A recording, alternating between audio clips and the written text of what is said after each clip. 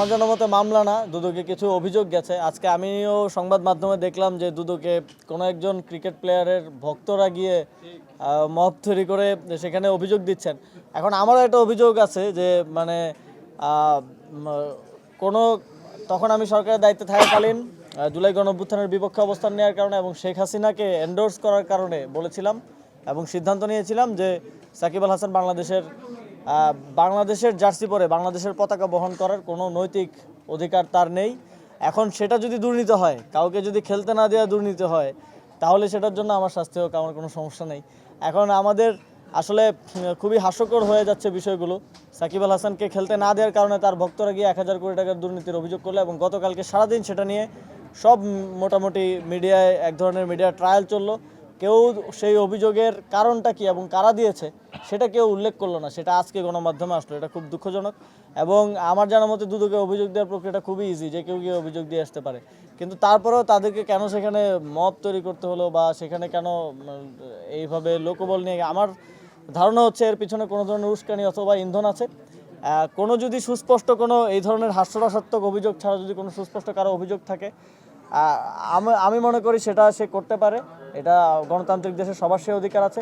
কার যদি আমার থেকে কোনো কিছু জানার থাকে, আমিও সেটা স্পষ্টভাবে, এখানে গোপনীয়তার কিছু নেই, সেটা স্পষ্টভাবে বলার জন্য প্রস্তুত আছি এবং সহযোগিতা করতে প্রস্তুত আছি। বিগত একটা বছর অনেক চড়াই উতরাইয়ের মধ্য দিয়ে অনেক ঘটনাবহুল একটি বছর আমরা পার করেছি এবং বাংলাদেশের ইতিহাসে প্রথম কোনো রাজনৈতিক দল গঠিত হওয়ার এক বছরের মধ্যে প্রতিষ্ঠিতভাবে সংসদে তৃতীয় সংখ্যাগরিষ্ঠতা নিয়ে এবং ভোট শেয়ারেও তৃতীয় অবস্থান নিয়ে প্রতিষ্ঠিত হয়েছে এবং সংসদে আমাদের 6 জন প্রতিনিধি গিয়েছেন এবং মাত্র এক বছরের ব্যবধানে আমাদের রাজনৈতিক অর্জনের সংখ্যাটাও কম না। আমরা বিভিন্ন গুরুত্বপূর্ণ রাজনৈতিক বিষয়ে পজিশন নিয়েছি এবং বাংলাদেশ দেখেছে যে সেই পজিশনগুলি বাংলাদেশের জন্য ভালো ছিল এবং পরবর্তী অন্যান্য রাজনৈতিক দলও সেগুলোকে অ্যাকনলেজ করেছে।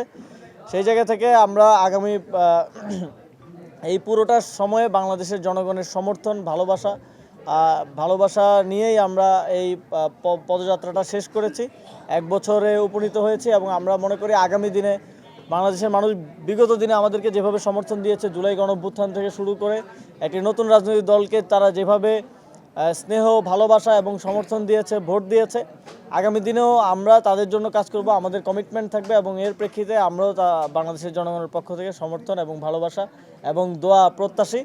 আশা করি সামনের দিনে বাংলাদেশের মানুষের সমর্থন নিয়ে জাতীয় নাগরিক পার্টি আরও ভালো। রাজনৈতিক দিক থেকে আমাদের এই জোট ছিল একটা কৌশলগত নির্বাচনী ঐক্য। তবে এনসিপির রাজনীতি সবসময় আমরা বলেছি যে আমাদের ডিস্টিংক্ট কিছু নেচার অ্যান্ড ফিচার আছে এবং সেগুলো নিয়েই আমরা আমাদের রাজনীতিটা করব এবং আপনারা আমাদের নির্বাচনী প্রচারণায়ও সেটা দেখেছেন আশা করি। আমরা আমাদের কালচারাল আইডেন্টিটি, আমাদের সেন্ট্রিস্ট পলিটিক্স, আমাদের ডাইভার্সিটি এবং ইনক্লুসিভিটি, দলের মধ্যে বিভিন্ন জাতিগোষ্ঠী, মাইনরিটি, নারীদের অংশগ্রহণ, এই সব কিছু আমাদের এই নেচারগুলো নিয়েই কিন্তু আমরা এগিয়ে যাচ্ছি এবং সামনের দিনে এগিয়ে যাব এবং এটাই আমাদেরকে ডিফারেন্সিয়েট করবে বাংলাদেশের অন্যান্য রাজনৈতিক দলগুলো থেকে এবং এটাই এনসিপিকে একটা নতুনত্ব দিয়েছে, যার কারণে এবার ভোটেও আমরা দেখেছি সেটার প্রমাণ। বাংলাদেশের মানুষ এনসিপিকে সমর্থন দেওয়ার মাধ্যমে, এনসিপিকে ভোট দেওয়ার মাধ্যমে সেটা প্রমাণ দিয়েছে এবং এটা আমরা আমাদের রাজনৈতিক যে স্বাতন্ত্র্য, যে কমিটমেন্ট, সেটা ধরে রেখেই সামনের দিকে এগিয়ে যাব। এখনও তো এমপিদের অফিসিয়াল কাজ শুরুই হয়নি। আমরা প্রথম অধিবেশনে তাদের কথা শুনবো এবং পুরো বাংলাদেশের মানুষ তাদের কথা শুনবে এবং আমি মনে করি আমাদের যে 6 জন এমপি হয়েছেন, আমরা সারা দেশে আরও অনেক এমপি দেখেছি। আমরা অনেক খুনি, চাঁদাবাজ থেকে শুরু করে অনেক লোকজন, ঋণ খেলাপি, তাদেরকে, বিদেশি নাগরিকদেরকে এমপি হতে দেখেছি। আমরা মনে করি এই 6 জন বাংলাদেশের সংসদীয় রাজনীতিতে, সংসদীয় অধিবেশনগুলোতে নতুন প্রাণচাঞ্চল্য নিয়ে আসবে এবং বাংলাদেশের মানুষ এই 6 জনের কথা শোনার জন্য, এই 6 জনের মাধ্যমে বাংলাদেশের জনগণের কথা সেখানে প্রতিফলিত হবে।